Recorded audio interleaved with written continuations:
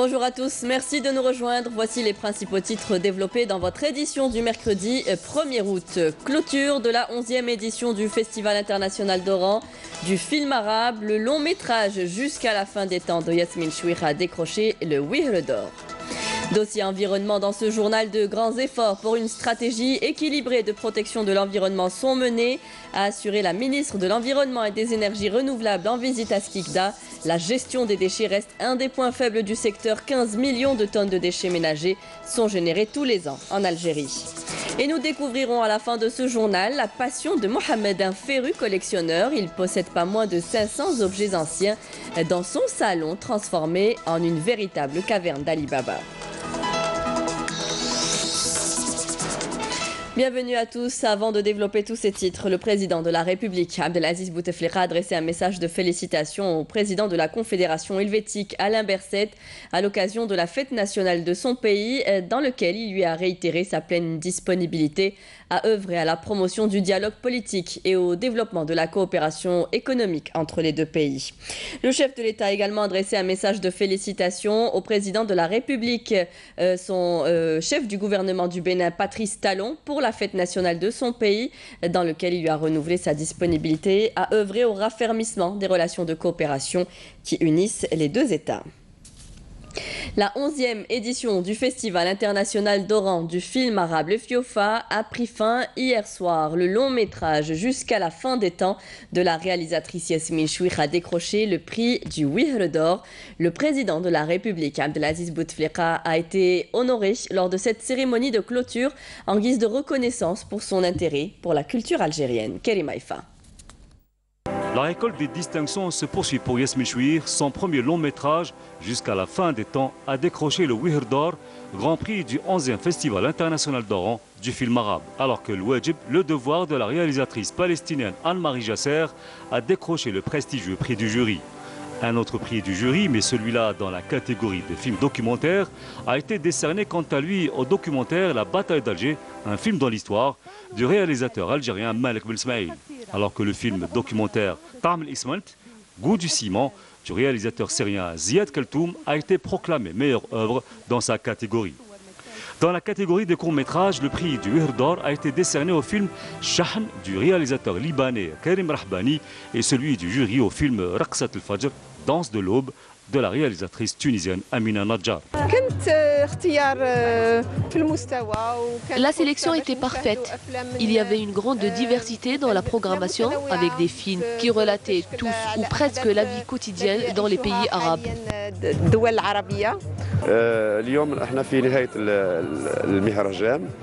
Ça y est, c'est déjà la clôture du festival. C'est un moment joyeux et en même temps empreint de mélancolie. Ce que je retiens en tout cas, c'est le nombre important de films projetés durant une semaine dans les salles obscures d'Oran. J'espère que cela ne s'arrêtera pas après la clôture de ce festival et que les salles de cinéma continuent à projeter des longs métrages pour attirer de nouveau le public féru de cinéma.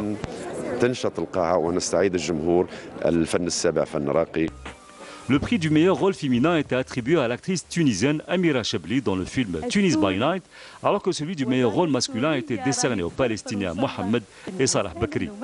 L'artiste syrien Abdelmounem Amiri et la comédienne algérienne défunte Sonia ont également été honorés. Le cinéma est aujourd'hui un élément important pour la promotion d'un concept qui est celui de la vie en communauté et le vivre ensemble.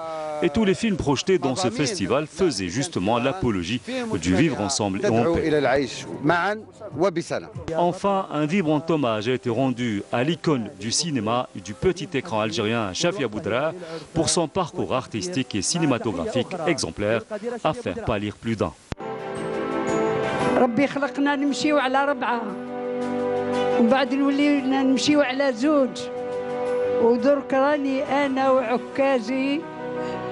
رانا نتمشاو بيه عدنا على 3. واش جابني لهذا المهرجان العزيز ولهذا المهرجان للبلاد العربية إلا جملة واحدة، وهي اللي فرحتني وهي اللي اعطتني الأمان وهي اللي إن شاء الله نتمنى الجيل القادم يكون في الأمان والله يستر بلادنا والله يتهلاو في ولادنا. ولهذه الجملة هي استغفر الله، هي مهرجان الوئام، الوئام الهنا، الوئام الراحة، الوئام الإنسانية، الوئام نكونوا كالبنيان المرصوص يشد بعضه بعضا. Par ailleurs, le président de la République, Abdelaziz Bouteflika, a été honoré lors de la cérémonie de clôture du Festival du film arabe d'Oran en guise de reconnaissance pour son intérêt pour la culture en Algérie. Ain Timouchent renforce ses capacités d'accueil pour les universitaires. Une nouvelle résidence a été inaugurée hier par le ministre de l'Enseignement supérieur et de la Recherche scientifique. Tahar Hadjar a également inspecté de nombreuses infrastructures universitaires dans la wilaya. Manel Boutouaba.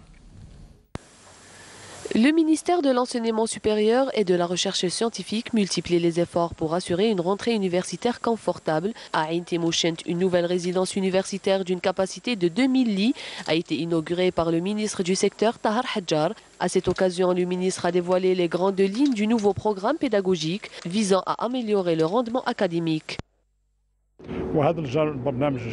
Le nouveau programme de la faculté de médecine prend en considération le développement de la médecine et la prolifération de quelques maladies. Nous avons également intégré de nouvelles spécialités. Les modes d'enseignement vont aussi changer.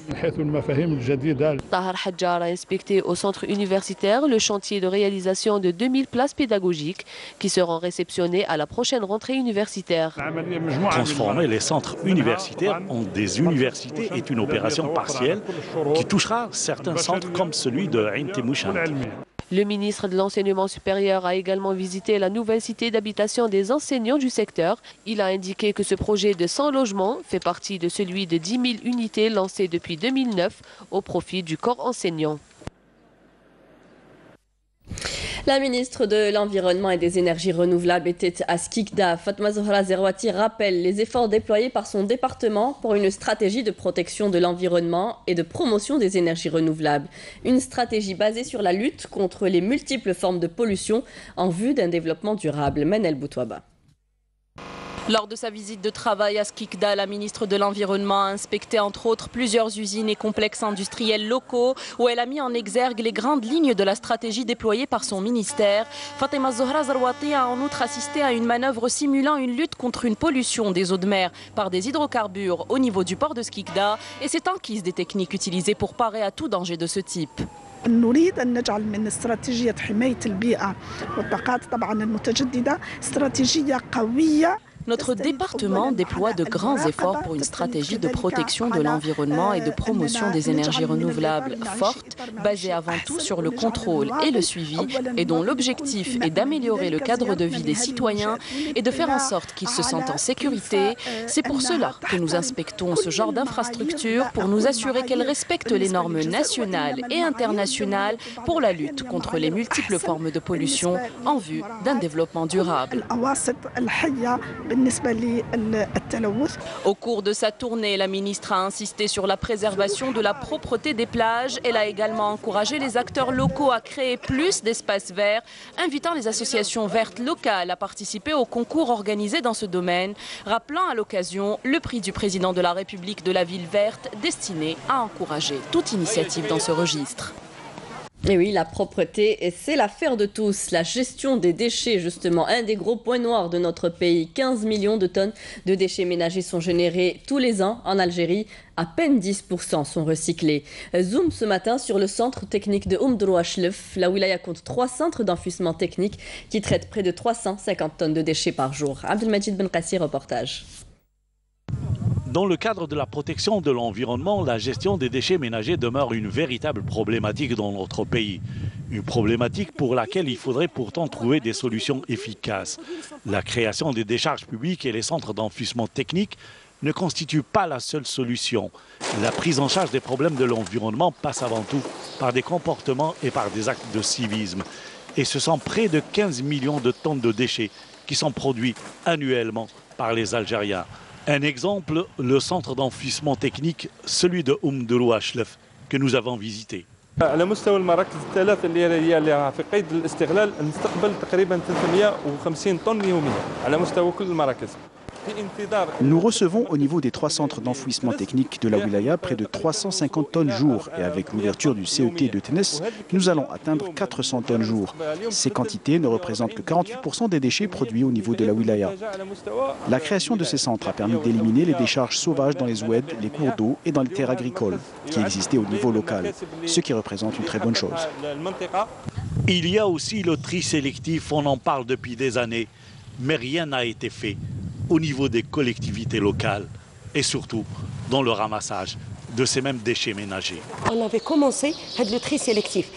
خدينا بعض الأحياء كأحياء نموذجية ونطلقنا فيها العملية pour faire le tri et initier le citoyen à faire le tri avant d'arriver le bac final. Nous avons lancé cette initiative de tri sélectif et nous avons commencé à travailler avec certains quartiers modèles pour initier les citoyens avant l'enlèvement des déchets ménagers par les bennes de la commune. Mais nous n'avons pas encore atteint nos objectifs, même si nous avons quelques initiatives citoyennes et des associations écologiques. Je lance un appel à tous les habitants de Chlef et de toutes les wilayas du pays à respecter, dans le cadre de la collecte des déchets, les horaires de passage et les points de dépôt des déchets ménagers au niveau de leur quartier. Aujourd'hui, l'Algérie peut créer toute une économie autour de la récupération du plastique, du carton et bien d'autres déchets. Tout peut être récupéré, le carton, le plastique, le PET et le PEH. Ici, au niveau de ce centre d'enfouissement technique situé à Dourou, dans la wilaya de Chlef, on récupère plus de 12 tonnes tous les mois en carton et en plastique. Et c'est toute une économie qui est née justement autour de cette activité de récupération avec une entreprise publique, mais aussi des entreprises privées qui viennent récupérer ce carton et ce plastique triés ici par les ouvriers de ce CET. Et nous avons appris ce matin cette triste nouvelle. Le NTV a perdu ce matin un de ses employés, son directeur photo, Karim Labed, au niveau du service technique de la télévision. Âgé de 69 ans, Karim Labed est décédé des suites d'une longue maladie. En cette douloureuse circonstance, le directeur général de l'EPTV présente ses sincères condoléances à la famille et aux proches du défunt, priant Dieu Tout-Puissant d'accorder sa sainte miséricorde au défunt et de l'accueillir en son vaste paradis. L'enterrement du défunt aura lieu après la prière de l'Asr à Ain Benyen. Nous présentons nous aussi nos sincères condoléances à sa famille. Inna lillahi wa inna ilayhi raji'un. À l'étranger, l'armée syrienne a réussi à libérer plusieurs localités syriennes de l'emprise des groupes terroristes et poursuit son offensive pour reprendre le contrôle de tout le territoire syrien, au moment où plus de 500 anciens éléments de l'armée dite syrienne libre ont rejoint les forces gouvernementales syriennes et participent actuellement au combat dans la province de Daraa, au sud de la Syrie. Une centaine de passagers d'un vol Aéromexico ont survécu hier à un crash au décollage de leur appareil dans le nord du Mexique, mais la plupart ont dû être hospitalisés pour des blessures, dont 2 dans un état grave. L'avion qui effectuait la liaison entre l'état de Durango et Mexico s'est écrasé avec 99 passagers à bord, dont 11 enfants et 4 membres d'équipage, tandis qu'il décollait au milieu d'un orage. Une rafale de vent aurait rabattu l'avion vers le sol, dont une aile aurait touché la piste, selon le gouverneur de l'État. Du football, Coupe arabe des clubs champions, le SCTIF a battu hier 2-1 le club émirati d'El Ain FC en match aller du premier tour de la Coupe arabe des clubs champions de football disputé à Zagreb. La manche retour aura lieu également en Croatie le 4 août prochain. Mohamed, un passionné de l'histoire et des objets anciens, il a durant 30 ans acheté, récupéré et passé son temps à nicher des pièces rares. Sa collection s'est faite avec le temps bien enrichie. Il possède pas moins de 500 objets, tous exposés dans son salon chez lui à Larwat. Le commentaire de Hassiba Abdallah. Mohamed est un collectionneur d'objets antiques, de la vaisselle, des tableaux d'art ou encore des bijoux. Il en a créé une vraie caverne d'Ali Baba. J'essaie de sauvegarder notre histoire. Nous avons une histoire qui remonte à des millénaires ainsi que nos traditions et nos coutumes. D'ailleurs, je fais en sorte de transmettre ces traditions à mes filles. J'ai en ma possession des pièces sur lesquelles d'anciens artistes ont travaillé comme des plateaux en cuivre. Il y a même de la calligraphie de type Rihani qui date de 1050 ans. Notre collectionneur est un vrai passionné. Il en a plus de 500 pièces de collection, toutes exposées à son domicile à L'Rouat. Mon projet est d'ouvrir un vrai musée pour toutes les pièces que j'ai collectionnées. Et je veux bien que le ministère de la Culture m'aide pour cela. Pour le moment, j'expose tous ces objets d'histoire chez moi. Cela fait 30 ans que je me suis lancé dans cette collection et avec mes propres moyens. En attendant que son rêve se réalise, Mohamed ouvre les portes de sa maison à tous les visiteurs. Mais en parallèle, il poursuivra toujours ses recherches pour enrichir sa collection.